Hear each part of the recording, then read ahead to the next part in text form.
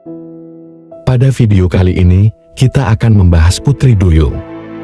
Benarkah Putri Duyung ada di dunia, ataukah sebatas legenda atau cerita rakyat belaka? Putri Duyung pertama kali muncul dalam cerita dan mitologi pada masa Assyria kuno sekitar 1000 sebelum Masehi.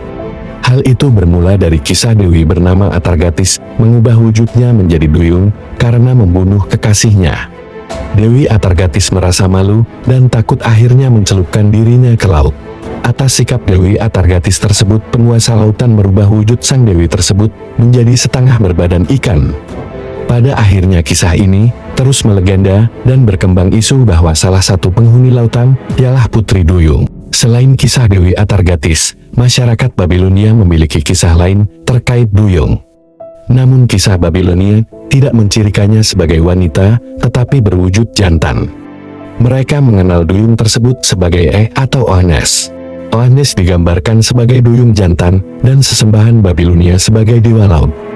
Atas ini arkeolog berkisah lewat penelitiannya, bahwa kisah Oannes merupakan juga mitologi Mesopotamia, sebuah mitos separuh ikan yang berwujud jantan, yang kisahnya berkisar 5000 tahun yang lalu. Dalam mitos modern, Putri Duyung sering digambarkan sebagai baik dan murah hati kepada manusia, namun tidak semua cerita menggambarkan mereka demikian. Salah satu adaptasi terkenal dari kisah Putri Duyung adalah dongeng karya penulis Denmark, Hans Christian Andersen, yang pertama diterbitkan pada tahun 1837, berjudul The Little Mermaid. Film The Little Mermaid merupakan adaptasi bebas dari dongeng tersebut. Selain legenda Putri Duyung di berbagai negara, Indonesia memiliki kisah juga terkait Putri Duyung. Cerita ini berasal dari Pantai Karangbolong yang terletak di Serang, Provinsi Banten. Legenda ini menceritakan tentang seorang putri yang bernama Rambut Gebang. Ia merupakan putri dari Raja Majapahit. Tidak seperti putri pada umumnya, Rambut Gebang memiliki rambut yang sangat panjang dan indah, yang menyebabkan banyak pangeran yang ingin mempersuntingnya. Namun, Rambut Gebang menolak untuk menikah sampai keinginannya terkabul oleh Dewa Laut Kidul. Keinginan Rambut Gebang adalah untuk mengunjungi Bounty Island, tempat makhluk laut berkumpul.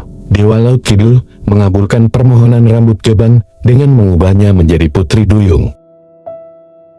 Dengan mengamati kisah Duyung ini, masing-masing budaya memiliki mitos, cerita, karakteristik, watak, dan peristiwa yang berbeda. Variasi ini mencerminkan bagaimana kebudayaan yang berbeda memiliki perspektif dan interpretasi tersendiri tentang makhluk laut yang tergabung dari sifat manusia dan ikan.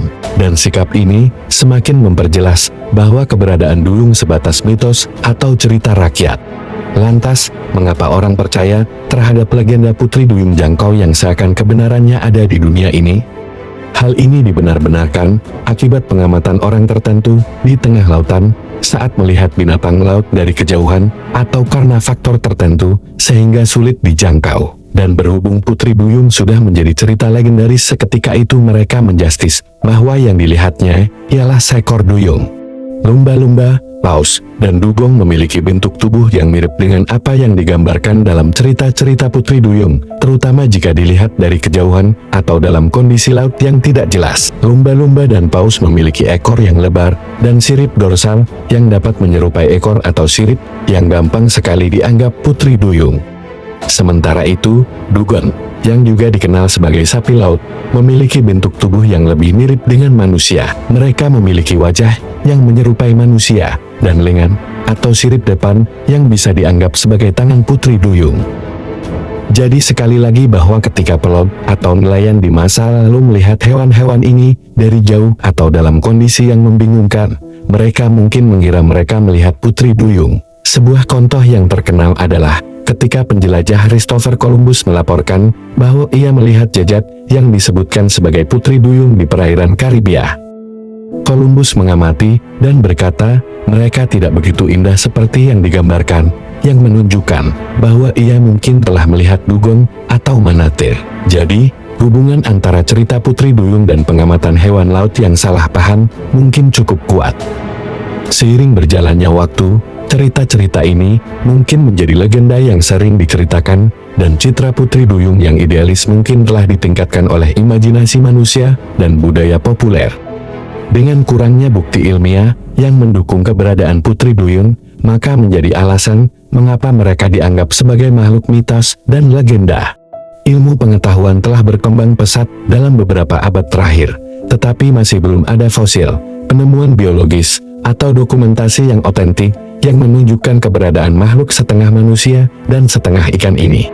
Namun lewat video ini, mengapa cerita Putri Duyung terus berkembang, padahal nyata tak ada bukti ilmiah? Apa yang membuatnya seakan ada di muka bumi? Ada beberapa alasan mengapa legenda Putri Duyung terus dipercayai oleh beberapa orang, di antaranya adalah: pertama, mitologi dan cerita rakyat.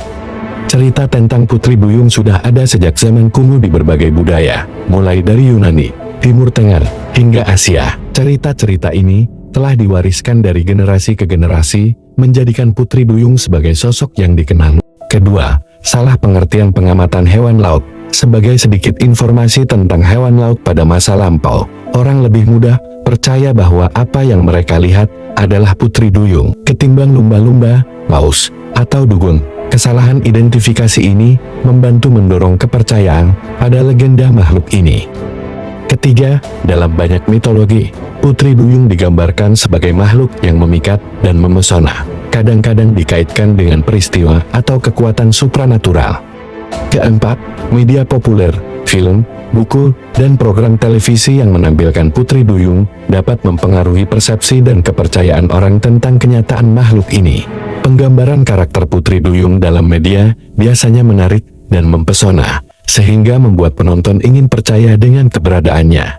Seni, lukisan, patung, dan karya seni lain yang menggambarkan Putri Duyung sudah ada sejak zaman kuno dan terus dibuat hingga saat ini. Gaya dan teknik yang digunakan untuk menggambarkan Putri Duyung sangat bervariasi, mencerminkan kekayaan imajinasi dan daya tarik visual mitos ini. Salah satu cerita paling terkenal yang melibatkan Putri Duyung adalah karya Hans Christian Andersen, The Little Mermaid tahun 1837. Film dan televisi, Putri Duyung menjadi tema yang populer dalam film, serial televisi, dan animasi. Selain adaptasi The Little Mermaid oleh Disney, contoh lain dari film yang menampilkan Putri Duyung termasuk Splash tahun 1984 dan Aquamarine tahun 2006. Berdasarkan analisis ini, Putri Duyung adalah mitos yang terinspirasi oleh pengamatan salah terhadap hewan laut seperti lumba-lumba, paus, dan dugong. Meskipun mereka hanyalah fiksi, Putri Duyung tetap relevan dalam seni, sastra, dan kebudayaan sebagai simbol keindahan, keanggunan, dan hubungan manusia dengan alam. Kemudian Putri Duyung merupakan bagian dari khazanah budaya kita yang menggambarkan keinginan manusia untuk mempercayai hal-hal ajaib dan luar biasa.